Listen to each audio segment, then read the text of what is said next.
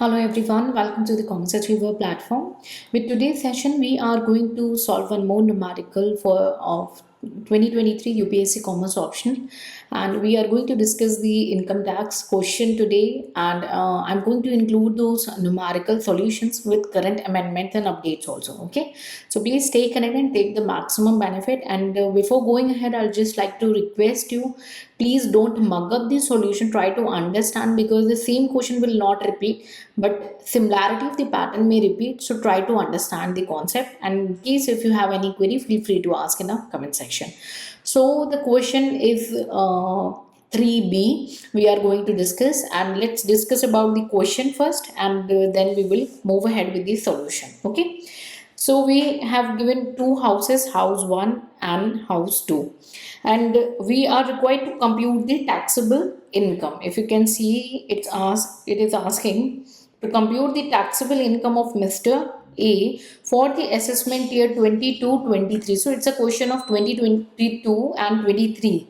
Okay. House 1 is constructed in February 2022, whereas house 2 is 2012. How will the outcome of this situation be treated as per the provision of Income Tax Act? So you have to answer the first part, that compute the taxable income of Mr. A for the assessment year, and then you can see the second part is how will the outcome of this situation be treated. Outcome, okay, whatever the outcome we are going to receive will be treated as per the provision of income tax. This is the important, because once I took the test and I have seen student missed to answer this part. Don't do that. Okay, these are the small areas where you lose the marks and you think that I did correct, why where I lost the marks. Okay, so very minute points as per the experience shared by the qualified student, and as per my personal experience, very minute points I am going to discuss in this particular session. Okay, so data is given. I'm not going to waste in reading this data. You can just open up the PDF of the paper. I will share the link in the description of the question paper also. Okay, so this will be the data given to us. The house 1 is self-occupied and house 2 is rented for residence, means the house 2 is the rent out property. We have standard rent, municipal value, fair rent, de facto rent means a rent, municipal tax paid during the previous year, fire insurance premium, water benefit tax, interest on loan taken to construct the house, rent of lease, use of assets. So if you just cover the basic of this chapter, that is income from house property, it is related to the income from house property. So if you just go through the topic or the chapter, okay, you can just see the item which is not of use is the fire insurance premium is of no use, water benefit tax no use, interest and loan will be of use, rent of lease of use of asset no use. Clear?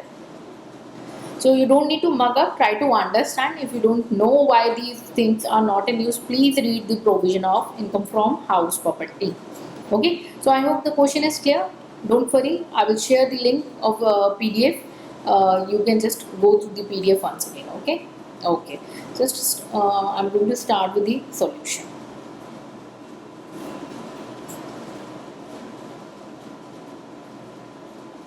So we are going with the solution. So we are first part of the question is to compute the taxable income of Mr. A. So Mr. A is an SSC. So it is very important to write a brief important points. So who is the SSC? Mr. A in our case, who is an individual. Okay. Okay, Mr. A is SSC, who is an individual. Status, it is very important to keep working on small minute thing, that is resident. Okay, how we can see, because the property is located in Chennai. Clear? Assessment year in the given cases 2022 23, that means your previous year is 2021 2022. Agree? But I'm going to solve as per the current scenario, that is 2020, 4, 25, 20, 23, 24. That with inclusive of amendments. Okay. Don't worry, whatever the changes we come across the income taxes, I'm going to share those income tax update after the notifications with you all, because we are discussing the budget separately, but after the notification I'm going to solve the numerical and discuss the amendment. So please don't worry about these amendment and just 100% focus should be on your preparation. Don't worry about your amendments and updates. I'm going to cover it. It's my responsibility, and your responsibility is to just work hard and stay focused. Okay. So this is the data we have. Now we have to computation of taxable income. The first part of the question. Hope it's clear. In case of any doubt, please feel free to discuss. Don't take queries with you at your home, because no one else is going to help you out from this situation. You have to help yourself. So we have two houses, if you have seen,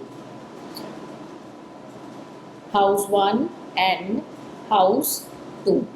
The one house is self-occupied, I am writing shortcut, and the other is let out, that is rented out. Okay, that is rent out property. So we have to compute the income from house property. I have already discussed very basic points in our class sessions. So here we are going to solve the advanced numerical. I am not going to discuss the sessions of which I have covered in the class sessions. Okay? So directly I am jumping that higher of municipal value and fair rent. Please avoid shortcut or write shortcut as a note. Okay, you can do anything. So in our given case, if you see the municipal value and the fair rent, if you can see the municipal value in case of a property number 2, because in case of self-occupied property we don't need it.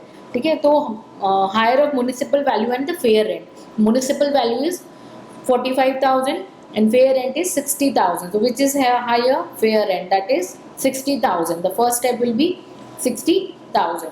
Then step number 2, lower of step 1 and standard rent. That means whatever the fair rent or municipal value higher, that should be restricted to standard rent, which is called as an expected rent. Okay, expected rent. So let's discuss what's the data given in that expected rent. Hope it's clear. Okay, so we have 60,000 of higher as a step 1. If you can see, the 60,000 was the higher in the step 1, and when we check about the standard rent is 36,000. The lower is 36,000. 1 second please. Lower is 36,000. Hope it's clear. Then we need an actual rent. Actual rent. You can include either is a rent actually received or it is going to be received, that is a receivable. So actual rent received or actual rent receivable, both will be covered. So in our case it is given de facto rent, that is 45,000. Hope it's clear. I hope there is no doubt. Then the fourth step, we are going to calculate gross annual value. I am writing shortcut, please write the full form. Okay, gross annual value will be higher of step 2 or 3. So higher is 45,000.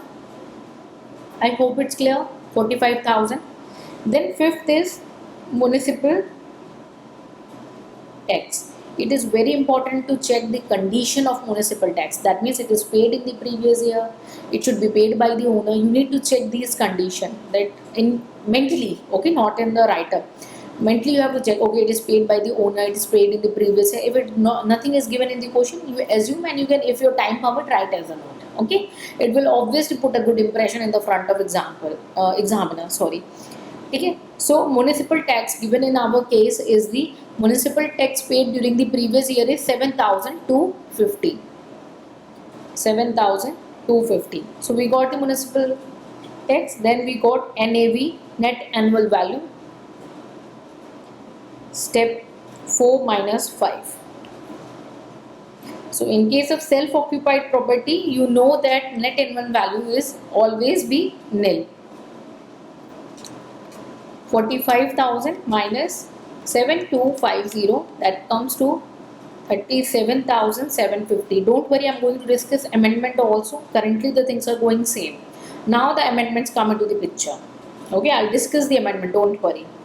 Less deduction under section 24, 24A and 24B. So we have standard deduction, which is 30% of NAV. So here it's nil in the first case,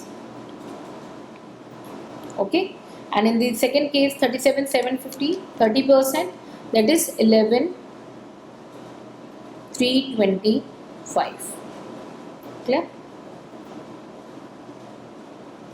Hope it's clear. Sorry, 1 second please.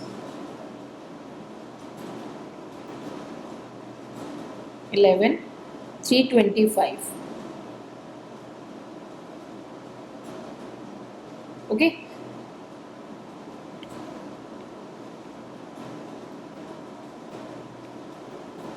This one is A. Then B is interest on borrowed capital. Interest on borrowed capital. Okay. So here I'm marking a star. I will discuss the amendment here because, okay. So interest on borrowed capital, let's see in case of both the properties. So interest on loan taken to construct the house. In case of house one is 22,500 and in other case 5,750. I hope it's agree, no doubt. Okay. So after deducting the deductions, we gave a income from house property. So here we get a 22,500 negative, and in this case 37,750 minus 11,325 minus 5,750. Okay, it will be 20,675. I hope it's clear. I hope it's clear, no doubt. Okay, so the amendment. Let's discuss the amendment. So when we talk about the amendment as per the reason which if you are watching today and you need to execute this amendment. So now the default, if you heard about the amendments I've already covered, the default tax regime, I hope you know that. Under section, I'm writing shortcut 115 BAC. That is we call as a new tax regime. Hope you know that new tax regime. So in case of new tax regime or default tax regime as on today, there would be no deduction. No deduction. I'm writing here in the big letter. No deduction on account of interest on loan. That is, sorry, interest on loan. That is a section 24 subclause B. So interest on loan under section 24B under default tax regime, that is 115 BAC, in respect of property referred to section 23(2), that is no deduction for self-occupied property and unoccupied property, only in this case. So as on today, if you have a self-occupied property or unoccupied property, and if you are following a old default tax regime, which is a new tax regime, there will be no deduction. Hope it's clear. So while filing the income tax return, if you follow the general rule, you have to follow the default tax regime. Default means a new tax regime, no deduction. But if you want to follow the old tax regime, you have to get out of this default tax regime. I'm able to clear you the doubts. Please, if any doubt, feel free to ask. Now, don't take these queries with you because I don't want you to waste your precious time out there in understanding this query. So we got this income from house property. So we got how income from house property. Income from house 1 is 22,500. Income from house 2 is 20,675. That means net income from house property of Mr. A is 22,500 is a negative and 2675, that is 1825. What is this? It is the loss, if you can see. Don't write in the examination. I'm writing this for the purpose of the understanding. Okay. So the second part of the question is, if you can see the second part, how will the outcome, that means a loss of, is treated as per the provision of Income Tax Act. So the examiner is very smart. They just put one simple line and they are expecting you more information. So now the role of chapter set off and carry forward is coming to the play. So income from house property, we have a loss. This is for the explanation. Don't write in your examination all. This is for your understanding. So we have a loss.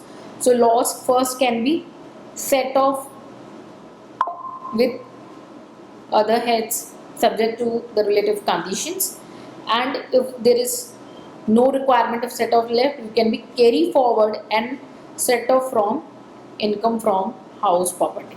Okay, so that means to cover this area you need to understand the clubbing provision.